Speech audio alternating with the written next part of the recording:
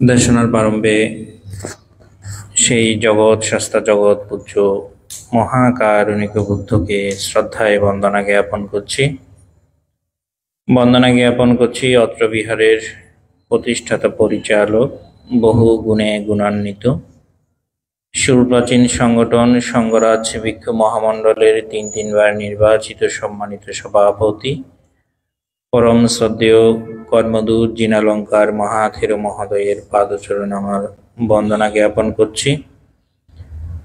জ্ঞাপন করছি অত্র বিহারের সুযোগ্য বিহার অধিপতি পরম শ্রদ্ধেয় ভান্তের প্রতি, উপস্থিত প্রিয়ভাজন শ্রদ্ধালঙ্কার ভিক্ষু এবং জ্যোতিষার শ্রামণ, জ্যোতি রাহুল শ্রমণ সহ সমবেত উপাসক উপাসিকা বৃন্দা, আপনাদের সকলের জয় মঙ্গল কামনায় পুণ্যদান করছি। সকলে তিনবার সাধুবাদ দিয়ে তা অনুমোদন করো।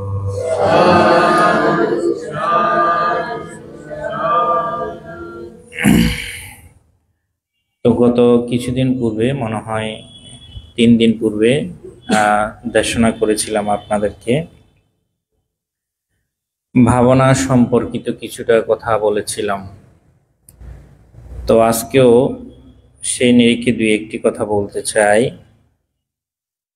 আমরা সকলে অবগত আছি যে আমাদের জগৎ পূজ্য মহাকারণিক বুদ্ধ, তিনি বুদ্ধত্ব লাভ করার পরবর্তী সময়ে আমরা সকলেই জানি যে তার একজন চিকিৎসক ছিল, যিনি তার চিকিৎসা সেবা করতেন। তার নাম হচ্ছে যে জীবক।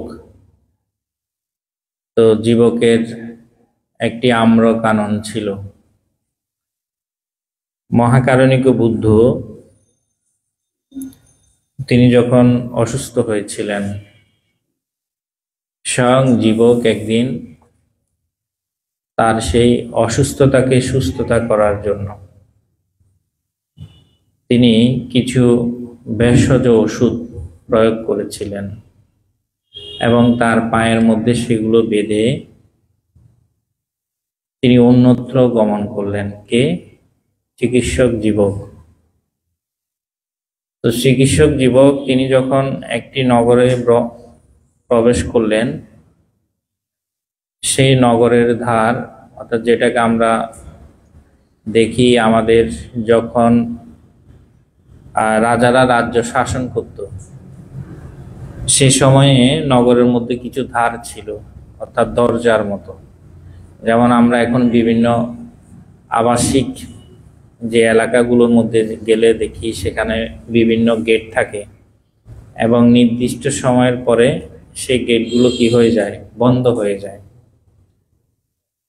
তো ঠিক সেই হিসাবে দেখা যায় আমাদের জীবক তিনি যখন নগরে গেলেন, তখন সেখানে রাত্রি হয়ে যাওয়ার কারণে সে দ্বার বন্ধ হয়ে গেল, নগর ধার বন্ধ হয়ে গেল। তো তিনি এখন অত্যন্ত চিন্তিত যে মহাকারণিক বুদ্ধকে আমি ভেষজ ওষুধ প্রদান করলাম, এটা যদি আমি রাত্রিকালীন সময়ে সেটা যদি খুলে না দিই তাহলে কি হবে? বুদ্ধ অতীব কষ্ট পাবে। তো তিনি এই নগরের মধ্যে অবস্থানকালীন সময়ে তিনি অনেক চিন্তিত হলেন যে আসলে সত্যিকার অর্থে এখন কি করা যায়। তারপরও তিনি কিন্তু সে নগর অতিক্রম করে বুদ্ধের সমীপে যেতে পারলেন না। পরদিন যখন গেলেন, তিনি বুদ্ধকে জিজ্ঞেস করলেন যে হে মহাকারণিক বুদ্ধ, আমি তো সত্যিকার অর্থে সেখানে গিয়েছিলাম, কিন্তু নগরদ্বার বন্ধ হয়ে যাওয়ার কারণে আমি আসতে পারিনি। আপনাকে যে ওষুধ প্রয়োগ করেছি সেটা তো যথাসময়ে আমি খুলতে পারি নাই। সুতরাং আপনি কি ব্যথা পেয়েছেন? আপনি কি ব্যথা অনুভব করলেন? কষ্ট পেয়েছেন? তখন এই মহাকারণিক বুদ্ধ তিনি বলেছিলেন যে আমি জন্ম জন্মান্তরের পারমিতার গুণে আমি দীর্ঘ 6 বছর কঠোর সাধনা করার পরবর্তী সময়ে বুদ্ধ হয়ার বুদ্ধি ধ্রুমমূলে সকল দুঃখকে আমি অবসান করেছি। সুতরাং এখানে দুঃখ উৎপন্ন হওয়ার মতো আর কিছুই নেই। তো ঠিক তদ্রূপ সেই হিসেবে বলতে চাই, আমাদের জীবনের মধ্যে ওদিন যেটা বলেছিলাম যে কায়ানুদর্শন, বেদানুদর্শন, চিত্তানুদর্শন এবং ধর্মানুদর্শন, আমাদের প্রথম অবস্থায় কায়ের মধ্যে যে আমাদের 32 প্রকার অসুচি বিদ্যমান, যেই অসুচিগুলো দেখে আমাদের ঘৃণা উৎপন্ন হয়। বাস্তবপক্ষে আমরা শরীরকে কত যত্ন করি, কত আদর করি, কিন্তু সেটা আমরা উপলব্ধি করি না। কেমন উপলব্ধি? এই যে আজকের এই বয়সে আমি যেমন আছি, আগামী 20 বছর পরে কিন্তু আমি তেমন থাকবো না। আমার চুল পেকে যাবে, দাঁত পড়ে যাবে। দেখা যায় প্রিয়জনও তখন আমাকে আর সুন্দর বলবে না।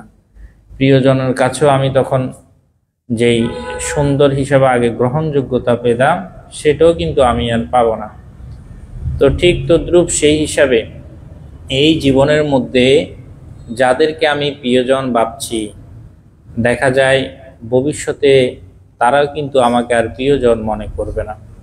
তো সুতরাং এই জীবনের মধ্যে যে কারণে এসেছি, কি কারণে এসেছি, এই মনুষ্য জীবন কি কারণে লাভ করেছি, এবং সেই মনুষ্য জীবনকে সুন্দর করতে হলে, সার্থক করতে হলে আমাদের পুণ্য কর্মের কোনো বিকল্প নেই।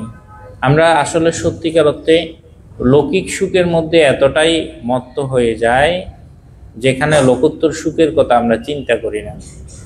আমাদের স্বামী আছে, আমাদের স্ত্রী আছে, পুত্র আছে, কন্যা আছে, পরিবার আছে, পরিজন আছে, অর্থ আছে, ধন আছে, সম্পদ আছে, এগুলোর প্রতি আমরা আসলে সত্যিকার অর্থে মত্ত হয়ে যাই। তো এই মত্ত হয়ে যাওয়ার কারণে লোকোত্তর সুখ যেটা, সেটাকে আমরা কখনো অনুধাবন করতে পারি না। এই লৌকিক সুখের মাঝে অনেক সময় দেখা যায় আমাদের যেমন প্রিয়জন হারানোর বেদনা উৎপন্ন হয়, অথবা বড় কোনো ধরনের দুর্ঘটনা হয়। তখন এই বড় ধরনের যদি কোনো দুর্ঘটনা হয়, তখন আমরা সুখকে প্রাধান্য দিই। কিভাবে এই দুঃখ থেকে মুক্তি পাওয়া যায় সেই চিন্তা চেতনা করি। কিন্তু এই লৌকিক সুখের মাঝে যে আমি মত্ত হয়ে আমার জন্মান্তর বৃদ্ধি করছি, সেটা কিন্তু আমরা চিন্তা করি না। তো সুতরাং এই লৌকিক সুখকে পাশে রেখে আমাদের লোকোত্তর সুখের কথা চিন্তা করতে হবে।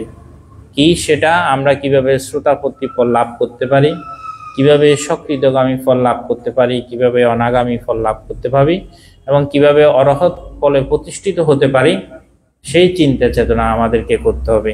তো সেই কারণে আমাদের পুণ্যকর্মের কোনো বিকল্প নেই। আমি আর কথা বাড়াচ্ছি না। আপনারা প্রত্যেক দিন যেভাবে এসে ধর্মের প্রতি অনুরাগী হয়ে ধর্মকর্ম সম্পাদন করেন, আপনাদের এই ধারা, আপনাদের এই চিন্তা চেতনা মনুষ্য জীবনের যে লাভ করেছেন সেটার অন্তিম পর্যায় পর্যন্ত বহমান থাকুক, এবং যতদিন পর্যন্ত নির্বাণে উপনীত না হবেন ততদিন পর্যন্ত পুণ্যকর্ম সাধন করে যান, এই ধারণা কামনা করে উপস্থিত পরম শ্রদ্ধেয় ভান্তিকে বন্দনা জ্ঞাপন করে সকলের জয়মঙ্গল কামনা করে আমি আমার ধর্মদান এখানে সমাপ্তি করলাম। জগতের সকল প্রাণী সুখী হোক।